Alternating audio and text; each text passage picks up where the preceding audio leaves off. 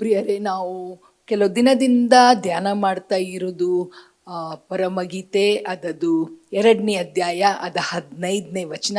ಇವತ್ತು ತಿರುಗಿ ಅದರ ಮೇಲೇ ಸ್ವಲ್ಪ ಧ್ಯಾನ ಮಾಡುವ, ಯಾಕೆಂದರೆ ಅದು ಬಹಳ ಪ್ರಾಮುಖ್ಯವಾದ ಒಂದು ವಚನ ಇದೆ. ಅದು ನಮ್ಮ ಜೀವನವನ್ನೇ ಬದಲಾವಣೆ ಮಾಡಲಿಕ್ಕೆ ಸಾಧ್ಯ ಇದೆ. ನಾವು ಈ ದೇವರ ವಾಕ್ಯವನ್ನು ಧ್ಯಾನ ಮಾಡಿ ಅದನ್ನು ನಮ್ಮ ಜೀವನಕ್ಕೆ ನಾವು ಅದನ್ನು ಅಪ್ಲೈ ಮಾಡಿದರೆ, if we apply this word to our lives and we check our lives according to this word, there will be a lot of change in the way we think, in the way we look at others and every other aspects of our life. Hangagi ಆ ವಚನ ಓದ್ಕೊಳ್ಳುವ. Let's read the verse from the book of Song of Solomon, chapter 2 and verse 15. It says, "Take us the foxes, the little foxes that spoil the vines, for our vines have tender grass." Tender grapes. ಈ ವಾಕ್ಯ ಏನು ಹೇಳುತ್ತೆ ಅಂದರೆ, ಚಿಕ್ಕ ನರಿಗಳ ವಿಷಯದಲ್ಲಿ ನಮಗೆ ಎಚ್ಚರಿಕೆ ಆಗಿರಬೇಕಂತ ಹೇಳುತ್ತೆ. It says that be careful of the little vines that can spoil the entire vineyard. ಇವತ್ತು ನಮ್ಮ ಜೀವನ ಒಂದು ವಿನ್ಯಾರ್ಡ್ ಆಗಿದೆ. ನಾವು ಕಾಪಾಡಬೇಕಾದದ್ದೇನೆಂದರೆ ಆ ಚಿಕ್ಕ ನರಿಗಳು. We have to really take care of the little foxes that enter into our life so that the vineyard may be safe. ಅದಕ್ಕೆ ನಾವು ಈ ವಿಷಯ ಧ್ಯಾನ ಮಾಡೋಕ್ಕಿಂತ ಮುಂಚೆ ಇನ್ನೊಂದು ಆವಡ್ತೆ ನಾವು ಪ್ರಾರ್ಥನೆ ಮಾಡುವ. ದೇವರೇ, ಈ ವಾಕ್ಯ ನನ್ನ ಹತ್ರ ಮಾತಾಡಲಿ. ನಾನಿದು ಬೈಬಲ್ ಸ್ಟಡಿ ಮಾಡ್ತಾನೆ ಇದ್ದೇನೆ, ಇಷ್ಟು ಮಾಡಿದಷ್ಟು ನನಗೆ ಹೊಸ ಹೊಸ ಸಂಗತಿಗಳು ಕಾಣ್ತಾ ಇದೆ. ನನ್ನ ಹತ್ರನೇ ದೇವರ ವಾಕ್ಯ ಇಷ್ಟೊಂದು ವಿಷಯ ಮಾತಾಡ್ತಾ ಇದೆ. New things I am learning, new little foxes that are in my life. ನಮ್ಮ ಜೀವಿತದಲ್ಲಿ ಇರುವ ಸಣ್ಣ ಸಣ್ಣ ನರಿಗಳ ವಿಷಯದಲ್ಲಿ ದೇವರ ವಾಕ್ಯ ಪ್ರಕಟಿಸ್ತಾ ಇದೆ.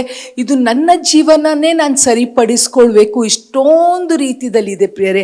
ಅದನ್ನು ಇವತ್ತು ನಾವು ಎಲ್ಲರೂ ಸೇರಿ ಧ್ಯಾನ ಮಾಡುವ, ಪ್ರಾರ್ಥನೆ ಮಾಡುವ. ತಂದೆಯಾದ ದೇವರೇ, ಇನ್ನೊಂದು ಆವಡ್ತೆ ಸ್ವಾಮಿ, ನಾವು ಇವತ್ತು ವಾಕ್ಯ ಧ್ಯಾನ ಮಾಡ್ತಾ ಇದ್ದೇವೆ. ಚಿಕ್ಕ ನರಿಗಳು ಅದು ಇಡೀ ದ್ರಾಕ್ಷಿ ತೋಟವನ್ನೇ ಹಾಳು ಮಾಡುತ್ತೆ. ಅದೇ ರೀತಿಯಲ್ಲಿ ಚಿಕ್ಕ ನರಿಗಳು ನಮ್ಮ ಜೀವನವನ್ನೇ ಹಾಳು ಮಾಡುತ್ತೆ. ಇದು ನಿಮ್ಮ ವಾಕ್ಯದಿಂದ ನಾವು ಧ್ಯಾನ ಮಾಡುವಾಗ ಸ್ವಾಮಿ, ಮತ್ತಿನ್ನೊಂದು ಆವಡ್ತೆ ಪ್ರಾರ್ಥಿಸ್ತದೆ, ನಮ್ಮ ಹತ್ರ ಮಾತಾಡಿ ಸ್ವಾಮಿ. ನಾವು ಇನ್ನೊಬ್ಬರನ್ನು ನೋಡಿ ತೀರ್ಪು ಮಾಡೋಕ್ಕಿಂತ ನಮ್ಮನ್ನೇ ನಾವು ನೋಡಿ ತೀರ್ಪು ಮಾಡುವಂಗೆ, ನಮ್ಮನ್ನೇ ನಾವು ಬದಲಾಯಿಸುವಂಗೆ ಸ್ವಾಮಿ ನಮಗೆ ಕೃಪೆ ಕೊಡಬೇಕಂತ ನಿಮ್ಮ ವಾಕ್ಯದಲ್ಲಿ ಜೀವ ಇದೆ ಸ್ವಾಮಿ. ಆ ವಾಕ್ಯ ನನ್ನ ಹತ್ರ ಮಾತಾಡಲಿ, ನಮ್ಮ ಹತ್ರ ಮಾತಾಡಲಿ ಅಂತ ಸ್ವಾಮಿ. ಈ ವಾಕ್ಯ ಸೈತಾನ ಕದ್ಕೊಂಡು ಹೋಗೋದಂಗೆ ಈ ವಾಕ್ಯ ನೋಡುವ ಪ್ರತಿಯೊಬ್ಬರ ಹೃದಯದಲ್ಲಿ ಬಿದ್ದು ಫಲ ಕೊಡಲಿ ಸ್ವಾಮಿ. ಯಾಕೆಂದರೆ ಕರ್ತನೆ, you are interested in our life O God. ನಮ್ಮ ಜೀವನದಲ್ಲಿ ಸ್ವಾಮಿ ನೀವು ಅನೇಕ ಬದಲಾವಣೆಯನ್ನು ನೋಡಲಿಕ್ಕೆ ಅಪೇಕ್ಷೆ ಪಡ್ತೀರಿ ಸ್ವಾಮಿ. ಹಾಗೆ ಈ ವಾಕ್ಯ ಮೂಲಕ ನಮ್ಮ ಜೀವನವನ್ನು ನಾವು ಸರಿಪಡಿಸ್ಕೊಳ್ಳುವಂಗೆ ಸ್ವಾಮಿ, ಈ ಚಿಕ್ಕ ನರಿಗಳು ಏನು ನಮ್ಮ ಜೀವನದಲ್ಲಿ ಅಂತ ನೋಡಿಕೊಂಡು ಸ್ವಾಮಿ ನಿಮ್ಮ ವಾಕ್ಯ ಮೂಲಕ ಕರ್ತನೆ ನಮ್ಮ ಜೀವನವನ್ನು ಸರಿಪಡಿಸ್ಕೊಂಡು ನಮ್ಮ ಜೀವನದಿಂದ ನಿಮಗೆ ಮಹಿಮೆ ಆಗಲಿ ಅಂತ ಯೇಸು ನಾಮದಲ್ಲಿ ಪ್ರಾರ್ಥಿಸ್ತೇನೆ ತಂದೆಯಾದ ದೇವರೇ, ಆಮೇನ್. ಪ್ರಿಯರೇ, ನಾವು ನೋಡ್ತಾ ಇರೋದು ಚಿಕ್ಕ ನರಿಗಳು. ಚಿಕ್ಕ ನರಿಗಳು ಏನು ಮಾಡುತ್ತೆ ಅಂದರೆ, ಇಟ್ ಸ್ಪಾಯ್ಲ್ಸ್ ದ ಎಂಟೈರ್ ವಿನ್ಯಾರ್ಡ್. ಅದು ಏನು ಮಾಡುತ್ತೆ ಅಂದರೆ, ಚಿಕ್ಕ ನರಿ ಇಡೀ ದ್ರಾಕ್ಷಿ ತೋಟವನ್ನು ಹಾಳು ಮಾಡುತ್ತೆ. ಕಳೆದ ಬಾರಿಯಲ್ಲಿ ಕೆಲವು ಚಿಕ್ಕ ನರಿಗಳ ಬಗ್ಗೆ ನಾವು ನೋಡಿದೆ. ಇವತ್ತು ಇನ್ನು ಕೆಲವು ಚಿಕ್ಕ ನರಿಗಳು ನಮ್ಮ ಜೀವನದಲ್ಲಿ ಅದು ಕಾರ್ಯ ಮಾಡುತ್ತೆ. ನಾನು ಇದನ್ನು ಧ್ಯಾನ ಮಾಡಬೇಕಾದ್ರೆ, ಹೌದಲ್ಲ, ಇದು ನನ್ನ ಲೈಫಲ್ಲಿ ಇದೆ ಅಲ್ಲ, ಇದು ನನ್ನ ಜೀವನದಲ್ಲಿ ಕೆಲಸ ಮಾಡ್ತಾ ಇದೆ ಅಲ್ಲ, ಇದ ಬಗ್ಗೆ ನಾನು ಗಮನಿಸಲಿಲ್ಲ ಅಂದರೆ, if I don't take care of this little foxes, it will not spoil anybody else. ಈ ಚಿಕ್ಕ ನರಿಗಳು ಪ್ರಿಯರೇ, ಅದು ನಮ್ಮ ಜೀವನದಲ್ಲಿ ಕೆಲಸ ಮಾಡ್ತಾ ಇದ್ರೆ ಅದು ನನ್ನ ಜೀವನನೇ ಹಾಳು ಮಾಡುತ್ತೆ. ನಾವು ಬಹಳ ಸರ್ತೆ ಏನು ಮಾಡ್ತೇವೆ ಅಂದರೆ, ನಾವು ಬೇರೆಯವರನ್ನೇ ನೋಡ್ತೇವೆ. ಅವರು ಹಿಂಗೆ ಮಾಡಿದ್ರು, ಅವರು ಹಂಗೆ ಮಾಡಿದ್ರು, ಅವರು ಹಂಗೆ ಮಾಡಿದ್ರು, ಅವರು ಹಂಗೆ ಮಾಡಿದ್ರು ಅಂತ V have so many complaints and we have so many things that we don't like about others. ಆದರೆ ಇವತ್ತು ಬೇರೆಯವರ ಬಗ್ಗೆ ನಾವು ನೋಡೋದು ಬೇಡ. ನಾನು ದೇವರ ವಾಕ್ಯ ಪ್ರಕಾರ ಈ ಸಣ್ಣ ನರಿಗಳು ನನ್ನ ಜೀವನದಲ್ಲಿ ಕೆಲಸ ಮಾಡ್ತದೋ ಇದನ್ನು ನಾನು ಸರಿಪಡಿಸ್ಕೊಳ್ಬೇಕು ಅಂತ ಒಂದು ಮನೋಭಾವ ನಮಗೆ ಇರಬೇಕು ಪ್ರಿಯರೇ. ದೇವರ ಚಿತ್ತ ಎಲ್ಲಕ್ಕಿಂತ ಹೆಚ್ಚು ಏನೆಂದರೆ, ನಾವು ಆತನಂಗೆ ಆಗಬೇಕು. He wants us to be like him. ನಾವು ಅವರಂಗೆ ಆಗೋದು ಹೇಗೆ? ಈಗ ಒಂದು ಸಣ್ಣ ಮಗು ಹುಟ್ಟಿದಾಗ ಆ ಮಗು ಹುಟ್ಟಿದ ತಕ್ಷಣ ಮೊದಲು ಎಲ್ಲರೂ ಇದು ತಂದೆ ಆಗಿದ್ದೇನೋ, ಇದು ತಾಯಿ ಆಗಿದ್ದೇನೋ, ಇದು ಅಜ್ಜನ ಥರ ಕಾಣ್ತದೋ, ಅಜ್ಜಿ ಥರ ಕಾಣ್ತದೋ. We have so much of discussion going on, like whom does this child resemble? ಆದರೆ ನಮ್ಮ ದೇವರಿಗೆ ಅದು ಪ್ರಾಮುಖ್ಯ ಅಲ್ಲ. ನಮ್ಮ ದೇವರು ನಮ್ಮ ಸ್ವಭಾವ ಬಗ್ಗೆ ಭಾಳ ಗಮನ ಕೊಡ್ತಾರೆ. ನಾವು ಅವರ ಮಕ್ಕಳು ಆಗೋದು ಹೇಗೆ? ಆತನ ಸ್ವಭಾವವನ್ನು ಧರಿಸ್ಕೊಳ್ಳುವಂಗೆ. ಆದರೆ ಪೌಲ ಹೇಳ್ತಾನೆ ಏನೆಂದರೆ, ನಾವು ಹುಟ್ಟಿದಿಂದ ನಾವು ಪಾಪಿನೇ, ವಿ ಆರ್ ಬಾರ್ನ್ ಸಿನ್ನರ್ಸ್. ಹಾಗಾಗಿ ಅದು ಪಾಪದ ಸ್ವಭಾವ ನಮ್ಮ ಒಳಗಿದೆ. ಪೌಲ ಹೇಳ್ತಾರೆ ಏನೆಂದರೆ, ನಾನು ಮಾಡಬಾರ್ದು, ಈ ಸಂಗತಿಗಳು ನಾನು ಮಾಡಬಾರ್ದು ಅಂತ ನನಗೆ ಗೊತ್ತಿದೆ, ಆದರೂ ನನ್ನ ಶರೀರದಲ್ಲಿ ಇರುವ ಕಾರಣ ನಾನು ಸಂಗತಿಗಳು ಮಾಡ್ತಾನೆ. I know the things that I should not do, but I still do it.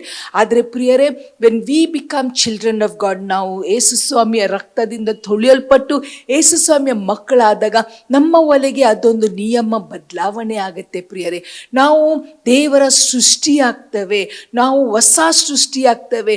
ನಮ್ಮ ಸ್ವಭಾವದಲ್ಲಿ ಬದಲಾವಣೆ ಆಗಲೇಬೇಕು ಪ್ರಿಯರೇ. ಈ ಸ್ವಭಾವದಲ್ಲಿ ಬದಲಾವಣೆ ಯಾರು ನಮ್ಮ ತಲೆ ಮೇಲೆ ಕೈ ಇಟ್ಟು ಪ್ರಾರ್ಥನೆ ಮಾಡೋ ಮೂಲಕ ಬರುವುದಿಲ್ಲ. This is a discipline in our personal life. This is a decision in my personal life. This is something that I have to set right in my personal life. ಪ್ರಿಯರೇ, ಇದು ನನ್ನ ಒಂದು ತೀರ್ಮಾನ, ಇದು ನನ್ನ ಒಂದು ಶಿಸ್ತು, ಇದು ನನ್ನ ಒಂದು ಆಲೋಚನೆ. ನಾನು ಹೀಗೆ ಮಾಡ್ತಾ ಇದ್ದೆ, ಇನ್ನು ಮುಂದಕ್ಕೆ ದೇವರ ವಾಕ್ಯ ನನಗೆ ಬೋಧಿಸಿದ ಮೇಲೆ I should not do those kind of things. ಪ್ರಿಯರೇ, ಆದರೆ ನಾವು ಇರುವ ಕಾಲ ಹೇಗಿದೆ ಅಂದರೆ, ಇವು ವಿಷಯಗಳಲ್ಲಿ ನಾವು ಜಾಸ್ತಿ ಧ್ಯಾನ ಕೊಡ್ತಾ ಇಲ್ಲ. ನಾವು ಜಾಸ್ತಿ ಧ್ಯಾನ ಕೊಡೋದು prophetic ministry, prosperity ministry, deep revelations. It's very good, I am not against all those things. ಅದ್ರ ಬಗ್ಗೆ ನನಗೆ ಏನು ತಪ್ಪು ಅಭಿಪ್ರಾಯ ಇಲ್ಲ, ಅಥವಾ ಅದರ ಬಗ್ಗೆ ನನಗೆ ಕೈ ಭಾವನೆಯೂ ಇಲ್ಲ. I really appreciate prophecies, I accept prophecies, I accept prosperity teaching, ಎಲ್ಲ ಪರ್ಫೆಕ್ಟ್ ಇದೆ. ಆದರೆ ಪ್ರಿಯರೇ, ದೇವರು ನನ್ನಿಂದ ಏನು ಅಪೇಕ್ಷೆ ಮಾಡ್ತಾ ಇದ್ದಾರೆ? ನಮ್ಮ ದೇವರು ಆಶೀರ್ವಾದ ಮಾಡೋ ದೇವರು. ನಾನು ಒಂದನ್ನು ಹೇಳ್ತಾನೆ ನಿಮಗೆ, ನೀವು ಇಷ್ಟಪಡ್ರಿ ಪಡದೇ ಇರಲಿ, ನಮ್ಮ ದೇವರ ಆಶೀರ್ವಾದ ಮಾಡೋ ದೇವರು. ಯಾಕೆಂದರೆ is a God who blesses, is full of blessing, abundance in blessing. ಆಮೇಲೆ ನಮ್ಮ ದೇವರು ಮನುಷ್ಯರ ಥರ ಯೋಚನೆ ಮಾಡಲ್ಲ. ನಾವು ಏನು ಮಾಡ್ತೇವೆ, ಯಾರು ನಮ್ಮ ಜೊತೆ ತುಂಬ ಚೆನ್ನಾಗಿದ್ದಾರೋ, if somebody is good to us, if they are helping us, if they are there for us whenever we need them, ನಾವು ಏನು ಮಾಡ್ತೇವೆ ಅಂದರೆ, we want to bless them, we want to do things good for them. ಆದರೆ ಅವರು ನಮಗೆ ವಿರುದ್ಧ ಬಿದ್ದ ತಕ್ಷಣ ನಾವೇನು ಮಾಡ್ತೇವೆ, we just want to leave them. We regret saying, why I gave this person this thing? Why did I bless this person? Why did I spend so much time on this person? ಇವೆಲ್ಲ ವಿಷಯ ನಾವು ಮಾತಾಡ್ತಾ ಇದ್ದಾರೆ. ಪ್ರಿಯರೇ, our God is not like that. He will never regret. If he has blessed me, he will never regret saying, ಅಯ್ಯೋ, why should I bless Dorcas? Look at her. ಅವಳನ್ನು ನೋಡ್ರಿ, ಅವಳು ಹೇಗೆ ಇದ್ದಲೆ. ಅದು ಬಿಟ್ಟರೆ ಅನೇಕರು ದೇವರ ಬಳಿಗೆ ಬರ್ತಾರೆ, ಎಲ್ಲ ಆಶೀರ್ವಾದ ಹೊಂದ್ತಾರೆ, ಆಮೇಲೆ ದೇವರನ್ನು ತಿರಸ್ಕಾರ ಮಾಡಿ ಹೋಗ್ತಾರೆ ಅಂತ ಜನರನ್ನು ನೀವು ನೋಡಿದ್ದೀರಿ ಅಲ್ಲ. They come to the Lord only for blessing. They come to the Lord for deliverance. They come to the Lord for healing. They come to the Lord for many different things. But when that is finished, when they receive what they want, then they are gone away. Where are they? ಅವ್ರು ಎಲ್ಲಿ ಇದ್ದಾರೆ?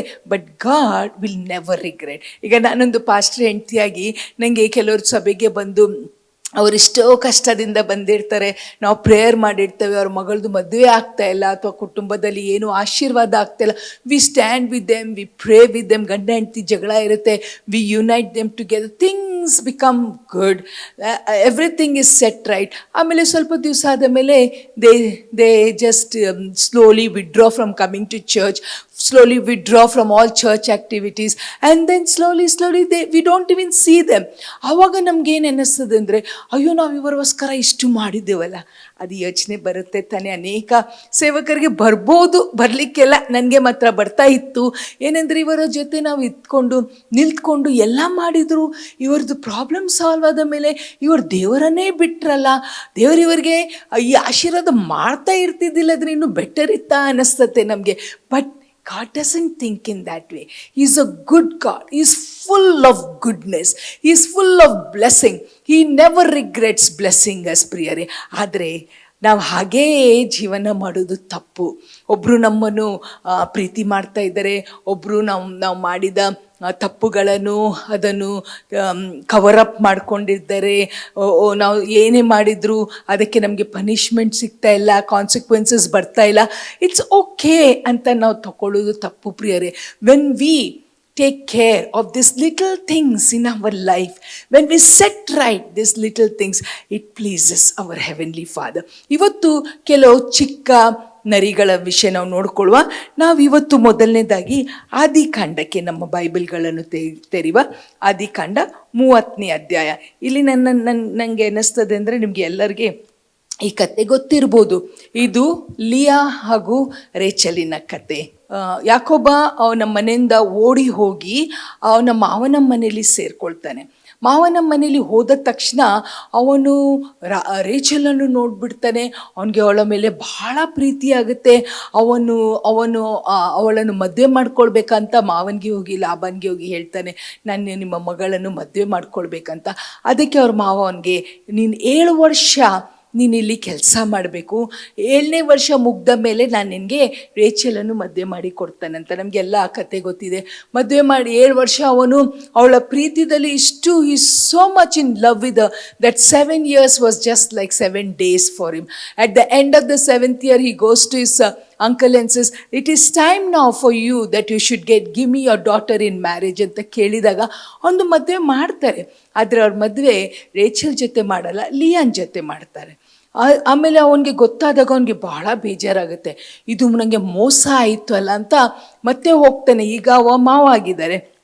ಕೇಳಿದಾಗ ಅವನು ಹೇಳ್ತಾನೆ, ಲಾಬಾನ್ ಹೇಳ್ತಾನೆ ಅಂದರೆ, ಮೊದಲನೇ ಮಗಳನ್ನು ಇಟ್ಕೊಂಡು 2ನೇ ಮಗಳನ್ನು ಕೊಡಲಿಕ್ಕೆ ಬರಲ್ಲ, ಸೊ ಇನ್ನೂ ಒಂದು 7 ವರ್ಷ ನೀನು ಕೆಲಸ ಮಾಡು, ಆವಾಗ ನಿನಗೆ ರೇಚಲನ್ನು ಮದುವೆ ಮಾಡಿ ಕೊಡ್ತಾನೆ ಅಂತ ಹೇಳ್ತಾರೆ. ಪ್ರಿಯರೇ, ಅವನು ಇನ್ನೂ 7 ವರ್ಷ ನೋಡಿ ಪ್ರೀತಿದಲ್ಲಿ 14 ವರ್ಷ ಅವ ನಿಲ್ತು ಅವಳನ್ನು ಮದುವೆ ಮಾಡ್ಕೊಳ್ತಾನೆ. ಆದರೆ ರೇಚಲ ಗರ್ಭವನ್ನು ದೇವರು ಮುಚ್ಚಿದ್ರು. ಲಿಯಾನ್ಗೆ ದೇವರು ಮಕ್ಕಳ ಮೇಲೆ ಮಕ್ಕಳು ಕೊಡ್ತಾಯಿದ್ರು. ಯಾಕೆ ಅಂತ ಆ ವಿಷಯವನ್ನು ನಾವು ಓದ್ಕೊಳ್ಳುವ. ಆದಿಕಾಂಡ 30ನೇ ಅಧ್ಯಾಯ, ನಾನು 1ನೇ ವಚನದಿಂದ ಓದ್ತೇನೆ. And when Rachel saw that she bare Jacob no children, Rachel envied her sister and said unto Jacob, give me children or else I die. ಏನು ಮಾಡಿದ್ಲು ರಾಹೇಲ್ ಇಲ್ಲಿ? ರೇಚಲ್ ಏನು ಮಾಡಿದ್ಲು ಅಂದರೆ, ಅವಳ ಅಕ್ಕನ ಮೇಲೆ ಅವಳಿಗೆ ದ್ವೇಷ ಬಂತು. ಶೀ ಸ್ಟಾರ್ಟೆಡ್ ಹೇಟಿಂಗ್ ಹರ್ ಸಿಸ್ಟರ್, ಶೀ ಎನ್ವೀಡ್ ಹರ್ ಸಿಸ್ಟರ್. ಪ್ರಿಯರೇ, ನಮ್ಮ ಜೀವನದಲ್ಲಿ ಎಷ್ಟೋ ಸಮಯ ನಾವು ಕೆಲವರನ್ನು ಭಾಳ ಹೇಟ್ ಮಾಡ್ತಾರೆ. ನೀವು ಅದನ್ನು ಅನುಭವಿಸಿದಿರೋ ಇಲ್ಲೋ ಗೊತ್ತಿಲ್ಲ, ನಾನು ಅನುಭವಿಸಿದ್ದೇನೆ. ಏನೂ ಮಾಡಿರೋದಿಲ್ಲ ಅವ್ರಿಗೆ, ಏನೂ ಮಾಡಿರೋದಿಲ್ಲ. ನನ್ನ ಮದುವೆಗಿಂತ ಮುಂಚೆ ಒಂದು ಆಫೀಸಲ್ಲಿ ಕೆಲಸ ಮಾಡ್ತಾಯಿದ್ದೆ. ಒಂದು ಕ್ರಿಶ್ಚಿಯನ್ ಆರ್ಗನೈಸೇಷನಲ್ಲಿ ನಾನು ಕೆಲಸ ಮಾಡ್ತಾಯಿದ್ದಾನೆ. ನನಗೆ ಯಾರೋ ಪರಿಚಯದವರು ಅಲ್ಲಿ ಆ ಆರ್ಗನೈಸೇಷನ್ ಅಂತ ತಗೊಂಡೋಗಿ ನನಗೆ ಪರಿಚಯ ಮಾಡಿಕೊಟ್ಟು ಅದೊಂದು ಕೆಲಸವನ್ನು ಅವರಲ್ಲಿ ಕೊಡಿಸಿದ್ರು.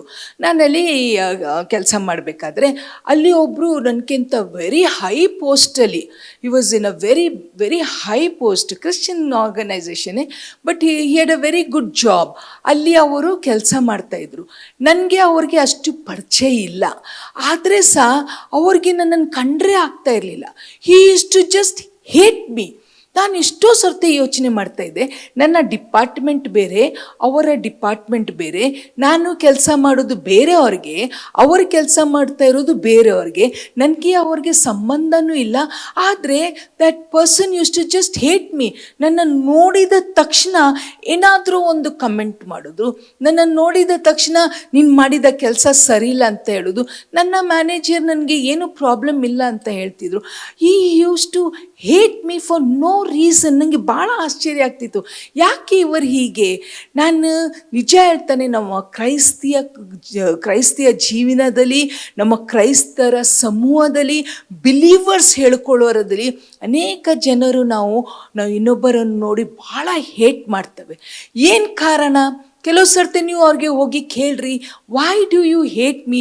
They don't have any reason why they hate us. Just the way we look, or maybe the way we speak, or maybe the way we are, or maybe people have been good to us. ಯಾವುದೋ ಒಂದು ಕಾರಣಕ್ಕೆ. ಇಲ್ಲಿ ರೇಚಲ್ಗೆ ಲಿಯನ್ ಮೇಲೆ ಕೋಪ ಬರಬೇಕಂತ ಇಲ್ಲವೇ ಕಾರಣನೇ ಇಲ್ಲ. ಯಾಕೆ ಕಾರಣ ಇಲ್ಲ ಅಂದರೆ, ಯಾಕೋಬ ಲಿಯಾನು ಪ್ರೀತಿ ಮಾಡಿಲ್ಲ, ಅವ ಪ್ರೀತಿ ಮಾಡಿದ್ದು ರೇಚಲನ್ನು. ಅವಳ ತಂದೆ ಮೋಸ ಮಾಡಿ ಅವಳನ್ನು ಮದುವೆ ಅವನ ಜೊತೆ ಮಾಡಿದ್ದಕ್ಕೆ ಪಾಪ ಲಿಯಂದು ತಪ್ಪುನೇ ಇಲ್ಲ. ಅವಳು ಮದುವೆ ಆಗಿ ಲಿಯಂದು ಒಂದು ಮನಸ್ಥಿತಿ ಹೆಂಗೆ ಇರಬೇಕು? She must be hurt because though this man is married to me, he has not accepted me as his wife. He doesn't love me as his wife. He has not given me the position as a wife. He doesn't look upon me as his wife. ಇವೆಲ್ಲ ಅವಳಿಗೇನೆ ಇತ್ತು ಪ್ರಿಯರೇ. ಅಂಥದ್ದಲ್ಲಿ Rachel ಬಂದ್ಬಿಟ್ಟು it clearly says that she envied her sister. ಇದು ತಪ್ಪು ಪ್ರಿಯರೇ. ಆದಿಕಾಂಡ 30:2 And Jacob's anger was kindled against Rachel, and he said, Am I God's dead, who hath withheld from thee the fruit of the womb? ಪ್ರಿಯರೇ, ಇಲ್ಲಿ ಒಂದು ವಿಷಯ ನಾವು ಕಲಿಬೇಕು. ಲಿಯಾ ಪಾಪ ಸಿಂಪಲ್ ಸ್ತ್ರೀ ಆಗಿದ್ಲು. ಅವಳು ರಾಹೇಲನ್ನು ಹಾಗೆ ಮಾಡ್ತಾ ಇರಲಿಲ್ಲ. ಅವಳ ಬೇಸರ she was going through. But ಈ ಸಮಯದಲ್ಲಿ Rachel it says that she envied Leah. ಅವಳೊಂದು ಬಂಜಿ ಆಗಿದ್ಲು. ಅವಳು ಏನು ನೋಡ್ತಾ ಇದ್ದಲೆ ಅಂದರೆ, ಲಿಯಾಗೆ ಗಂಡು ಮಕ್ಕಳ ಮೇಲೆ ಗಂಡು ಮಕ್ಕಳು ಆಗ್ತಾ ಇದೆ, ಆದರೆ ಅವಳಿಗೆ ಮಕ್ಕಳು ಆಗ್ತಾ ಇಲ್ಲ. ಪ್ರಿಯರೇ, ಹೇಟ್ರೆಡ್. ನಾವಿವತ್ತು ಯಾರನ್ನಾದರೂ ಹಾಗೆ ಮಾಡ್ತಾ ಇದ್ದೇವೆ, ನಾವು ಯಾರಿಗಾದರೂ ಹಾಗೆ ಮಾಡ್ತಾ ಇದ್ದೇವೆ. ನಮಗೆ ಬಹಳ ವರ್ಷಗಳ ಹಿಂದೆ ನನಗೆ ಆ ಮನುಷ್ಯಂದು ಬಗ್ಗೆ ಯೋಚನೆ ಮಾಡುವಾಗ, ನಾನು ಕೆಲಸ ಬಿಡುವಾಗ ನಾನು ಹೋಗಿ ಕೇಳಿದೆ ಅವರಿಗೆ, ನಾನು ಇಷ್ಟು ತಿಂಗಳ ಇಲ್ಲಿ ಕೆಲಸ ಮಾಡಿದೆ, ನಾನು 7 ತಿಂಗಳಲ್ಲಿ ಕೆಲಸ ಮಾಡಿದೆ. ಆಮೇಲೆ ಮದುವೆ ಆದ ಕಾರಣ ಊರು ಬಿಡಬೇಕಾಯ್ತು. ಅಲ್ಲಿ ಬಿಡೋ ಮುಂಚೆ ನನಗೆ ಒಂದು ಫೇರ್ವೆಲ್ ಪಾರ್ಟಿ ಮಾಡಿದರು. ಅವರೊಂದು ಸೆಂಡ್ ಆಫ್ ಮಾಡಿ ಒಂದು ಥ್ಯಾಂಕ್ಸ್ ಗಿವಿಂಗ್ ಪ್ರೇಯರ್ ಇಟ್ಟು ಸುಂದರವಾದ ರೀತಿಯಲ್ಲಿ ನನಗೆ ಅಲ್ಲಿಂದ ಅವರು ಆಫೀಸಿಂದ ಬಿಡುಗಡೆ ಮಾಡಿದರು. ಆ ದಿವಸ ನಾನು ಆದ ಮೇಲೆ ಅವ್ರ ಹತ್ರ ಹೋಗಿ ಮಾತಾಡಿದೆ. ನನ್ನಿಂದ ಏನಾದರೂ ತಪ್ಪಾಗಿದೆನಾ, ನಾನು ಏನಾದರೂ ಮಾಡಿದ ಕಾರಣ you hate me, why do you do that ಅಂತ ಕೇಳಿದರೆ, ಇಲ್ಲ, there is nothing wrong. So ನನಗೆ ಒಂದು ಏನು ಬಂತೇನೆಂದರೆ, my very presence this person doesn't like. ಅದಕ್ಕೆ ಐ ಆಮ್ ನಾಟ್ ರೆಸ್ಪಾನ್ಸಿಬಲ್. ನಾನು ಅವರ ವಿರುದ್ಧವಾಗಿ ತಪ್ಪು ಮಾಡಿಲ್ಲ, ಆದರೆ ಅವ್ರಿಗೆ ಹಂಗೆ ಅನ್ನಿಸ್ತದೆ. ಮತ್ತು ಜೀವನದಲ್ಲಿ ಅನೇಕ ಜನರು ಹಾಗೆ ಬಂದರು who can not stand us. ನೀವು ಹೇಳ್ಬೋದು, I don't know what's wrong. ನಮ್ಮ ಕುಟುಂಬದಲ್ಲಿರ್ಬೋದು, ನಮ್ಮ ಅಕ್ಕಪಕ್ಕದಲ್ಲಿರ್ಬೋದು. ಪ್ರಿಯರೇ, ನಾನು ಇನ್ನೊಬ್ಬರನ್ನು ಹೇಟ್ ಮಾಡಿದರೆ, ನಾನು ಇನ್ನೊಬ್ಬರಿಗೆ ಹಾಗೆ ಮಾಡಿದರೆ, ನನ್ನ ಜೀವಿತದಲ್ಲಿ ಬಂಜೆತನ ಬರುತ್ತೆ. I have to learn that and I have to change. ಇದು ಚಿಕ್ಕ ನರಿ. This is a small little fox that will spoil the vineyard. ಇದು ಏನು ಮಾಡ್ತಾ ಇತ್ತು? ಲಿಯಾನ ಬಗ್ಗೆ ನಾವು ನೋಡ್ತೇವೆ. ಅವಳಿಗೆ ಬೇಸರ ಇದ್ದರೂ, ಅವಳಿಗೆ ಗಂಡನ ಪ್ರೀತಿ ಸಿಗ್ತಾ ಇಲ್ಲಾದರೂ ದೇವರು ಅವಳನ್ನು ಆಶೀರ್ವಾದ ಮಾಡ್ತಾಯಿದ್ರು. ನಾನು ಏನು ಕಲಿತೆ ಇಲ್ಲಿಂದ ಏನೆಂದರೆ, ಇನ್ನೊಬ್ಬರು ನನ್ನ ಮೇಲೆ ಹಾಗೆ ಮಾಡ್ತಾ ಇದ್ದರೆ I am not at loss. ನಿಮ್ಮನ್ನು ಯಾರೇ ಹಾಗೆ ಮಾಡ್ತಾ ಇದ್ದರೆ you are not at loss. We don't have to break our head. ಈ ವಿಷಯಗಳು ನಾವು ಕಲಿತಾಗ ಪ್ರಿಯರೇ, ಇಷ್ಟೊಂದು ಸಂತೈಸುವಿಕೆ ನಮಗೆ ಬರುತ್ತೇನೆಂದರೆ, God comforts us, God blesses us, God lifts us up in front of those who hate us. ಇಲ್ಲಿ ರಾಹೇಲ್ ಗಂಡನ ಜೊತೆ ಜಗಳ ಮಾಡ್ತಾಳೆ. ಏನು ಹೇಳ್ತಾಳೆ? ನನಗೆ ಮಗುವನ್ನು ಕೊಡು. ಅವನಿಗೆ 2ನೇ ವಚನ ಓದಿದೆ, ಅವನಿಗೆ ಕೋಪ ಬರುತ್ತೆ. ನಾನೇನು ದೇವರ ನಿಮಗೆ ಮಗು ಕೊಡಲಿಕ್ಕೆ? ಪ್ರಿಯರೇ, let not God bring his judgment upon us. ಇದು ದೇವರ ಒಂದು ನ್ಯಾಯ ತೀರ್ಪಿಕೆ ಬಂತು ರಾಹೇಲ್ ಮೇಲೆ. ಏನೆಂದರೆ, ನೀನು ನಿನ್ನ ಅಕ್ಕನನ್ನು ನೋಡಿ ನೀನು ದ್ವೇಷ ಮಾಡ್ತೀಯಾ? You hate your sister. I will bless her more. Before your own eyes ಅಂತ ಹೇಳಿ ಅವಳಿಗೆ ಅದೊಂದು ಶಾಪ ಬಂತು ಪ್ರಿಯರೇ. ನಮ್ಮ ಜೀವಿತದಲ್ಲಿ ಬಂಜೆತನ ಇರಲಿಕ್ಕಿಲ್ಲ, ಬೇರೆ ವಿಷಯದಲ್ಲಿ ನಮಗೆ ಆಶೀರ್ವಾದ ಆಗ್ತಾ ಇರಲಿಕ್ಕಿಲ್ಲ, ಕೈ ಹಾಕಿದ ಕೆಲಸ ಆಶೀರ್ವಾದ ಆಗ್ತಾ ಇರಲಿಕ್ಕಿಲ್ಲ, ನಮ್ಮ ಜೀವನದಲ್ಲಿ ನಾವು ಏಳಿಗೆಯನ್ನು ನೋಡ್ತಾ ಇರಲಿಕ್ಕಿಲ್ಲ, ನಮ್ಮ ಜೀವನದಲ್ಲಿ ನಾವು ಏನು ಅನುಭವಿಸಬೇಕು ಅದನ್ನು ಅನುಭವಿಸ್ತಾ ಇರಲಿಕ್ಕಿಲ್ಲ. We will be getting irritated, we will accuse people. ಕೆಲವು ಸರ್ತೆ ನಮ್ಮ ಸಭಾಪಾಲಕರನ್ನು ಎಕ್ಯೂಸ್ ಮಾಡ್ಬೋದು, ಅಥವಾ ಸಭೆ ಹಿರಿಯರನ್ನು ಎಕ್ಯೂಸ್ ಮಾಡ್ಬೋದು, ಅಥವಾ ಇವಳು ಗಂಡನಿಗೆ ಬೈದಂಗೆ ಗಂಡನಿಗೆ ಬೈಬೋದು, ಮಕ್ಕಳಿಗೆ ಬೈಬೋದು. That is not going to work. I have to take care of this little fox because it is spoiling the vineyard. ಈ ಚಿಕ್ಕ ನರಿ ಏನು ಮಾಡ್ತಾ ಇದ್ದೇನೆಂದರೆ ಇಡೀ ದ್ರಾಕ್ಷಿ ತೋಟವನ್ನು ಪ್ರಿಯರೇ ಹಾಳು ಮಾಡ್ತಾ ಇದೆ. ಅದೇ ರೀತಿಯಲ್ಲಿ ನಾವು ಇವರಿಂದ ಕಲಿಯುವುದೇನೆಂದರೆ, ನನಗೆ ಇನ್ನೊಬ್ಬರ ಮೇಲೆ ದ್ವೇಷ ಇದ್ದರೆ ಇನ್ನೊಬ್ಬರಿಗೆ ಹಾನಿಯಾಗುವುದಿಲ್ಲ, ನನಗೆ ಆಗುತ್ತೆ. ಇವತ್ತು ಇಷ್ಟು ಜನ ನಾವು ಸಭೆಗೆ ಬರ್ತವೆ, ನಿಜ ಸಭೆಗೆ ಬಂದು ಕೆಲವ್ರಿಗೆ ಪ್ರೇಸ್ ದ ಲಾರ್ಡ್ ಹೇಳ್ತವೆ, ಕೆಲವ್ರಿಗೆ ಹೇಳುವುದಿಲ್ಲ. ಯಾಕೆಂದರೆ ನಮಗೆ ಅವ್ರು ಕಂಡ್ರೆ ಆಗಲ್ಲ. I cannot stand this person. We don't wish them. We don't talk to them. Why? Because we hate them. ಪ್ರಿಯರೇ, ಅದು ನನ್ನ ಜೀವನವಾ? Let me check my life and see if I have hatred against anybody. I have to set it right. ಯಾಕೆಂದರೆ ಇದು ಚಿಕ್ಕ ನರಿ, ಅದು ಇಡೀ ದ್ರಾಕ್ಷಿ ತೋಟವನ್ನು ಹಾಳು ಮಾಡುತ್ತೆ, ಇಡೀ ನನ್ನ ಜೀವನವನ್ನು ಹಾಳು ಮಾಡುತ್ತೆ. ಅದೇ ರೀತಿಯಲ್ಲಿ ನಾವು ಕೈನ್ ಮತ್ತು ಏಬಲನ್ ಬಗ್ಗೆ ನಾವು ಕತೆ ನೋಡ್ತೇವೆ ಪ್ರಿಯರೇ. ಆದಿಕಾಂಡ 4ನೇ ಅಧ್ಯಾಯದಲ್ಲಿ we see that Cain hates Abel for no reason. ಅವನ ತಮ್ಮ ಆಗಿದ್ರು ಸಹ ಅವನನ್ನು ನೋಡಿದ್ರೆ ಅವ ಹಾಗೆ ಮಾಡ್ತಾ ಇದ್ದ. He used to hate him because God was accepting Abel's sacrifice and not accepting Cain's sacrifice because of the differences that they had. ಆದರೆ ಪ್ರಿಯರೇ, ಕೈನ್ಗೆ ಏನಾಯ್ತು ಅಂದರೆ ಏಬಲನ್ನು ನೋಡಿ ಅಷ್ಟು ಅವನಿಗೆ ದ್ವೇಷ. He hated him to the extent that he went and killed him.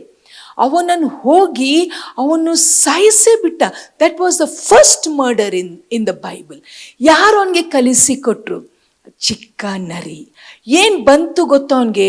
ಅಂಥ ಶಾಪ ದೇವರಿಂದ ಕೈನ್ಗೆ ಬಂತು ಪ್ರಿಯರೇ. ನಾವು ಅಂದ್ಕೊಳ್ತೇವೆ ನಾವು ಇವರ ಹತ್ರ ಮಾತಾಡೋದು ಬೇಡ, ಅವ್ರು 4 ಜನರ ಮಧ್ಯದಲ್ಲಿ ಇದ್ದಾಗ ಅವರನ್ನು ನಾವು ಕೀಳಾಗಿ ಮಾತಾಡುವ. We will insult them in front of people, we will put them down, we will turn our face and go. ನಾವು ಬೇಕಾದು ಮಾಡ್ಬೋದು ಪ್ರಿಯರೇ. ಒಬ್ಬರು ಇದ್ದಾರೆ. ನಾನಿವತ್ತು ಏನನ್ನು ಕಲಿಬೇಕೆಂದರೆ, ನನ್ನ ಒಳಗೆ ದ್ವೇಷ ಇದೆನಾ? ಕೈನ್ಗೆ ಏಬಲ್ ಮೇಲೆ ದ್ವೇಷ ಇದ್ದ ಕಾರಣ ಅವನು ಏಬಲನ್ನು ಸಾಯಿಸಿದ. ಆದಾಮನಿಗೂ ಗೊತ್ತಿಲ್ಲ, ಅವಳಿಗೂ ಗೊತ್ತಿಲ್ಲ. ಆದರೆ ದೇವರು ಕೈನ್ಗೆ ಕೇಳ್ತಾರೆ ಅಂದರೆ, ನಿನ್ನ ತಮ್ಮ ಎಲ್ಲಿ? Where is your brother?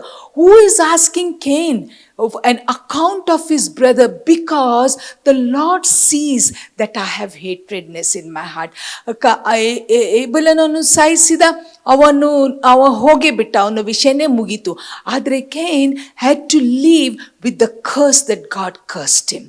ಇವತ್ತು ನನ್ನ ಒಳಗೆ ಇದು ಚಿಕ್ಕ ಒಂದು ಹೇಟ್ರೆಡ್ನೆಸ್ ಇಂದು ನರಿ ಇತ್ತೆಂದರೆ, let me set my heart right. ಇನ್ನೊಬ್ಬರಿಗೆ ಹಾನಿ ಆಗಲ್ಲ. Little foxes spoil the entire vineyard. ಅದೇ ರೀತಿಯಲ್ಲಿ ಚಿಕ್ಕ ನರಿ ಇಡೀ ದ್ರಾಕ್ಷಿ ತೋಟನ ಹಾಳು ಮಾಡುತ್ತೆ. ಇದು ದ್ವೇಷ ಎಂಬ ಚಿಕ್ಕ ನರಿ ನನ್ನ ಜೀವಿತದಲ್ಲಿದ್ದರೆ ನನ್ನನ್ನು ಹಾಳು ಮಾಡುತ್ತೆ. ದೇವರ ಶಾಪಕ್ಕೆ ನಾವು ಒಳಗಾಗ್ತೇವೆ. ಕೈನ್ಗೆ ದೇವರ ಶಾಪ ಬಂತು, ಕೈನ್ಗೆ ದೇವರ ಶಾಪ ಬಂತು, ಹಾಗೆ ರೇಚಲ್ಗೂ ದೇವರ ಶಾಪ ಬಂತು. ಶಾಪಕ್ಕೆ ಒಳಗಾಗೋದು ಬೇಡ, ದೇವರ ಆಶೀರ್ವಾದ ನಮ್ಮ ಮೇಲೆ ಬರಲಿ ಅಂತ ನಮ್ಮನ್ನೇ ಸರಿಪಡಿಸಿಕೊಂಡು ಪ್ರಾರ್ಥನೆ ಮಾಡು.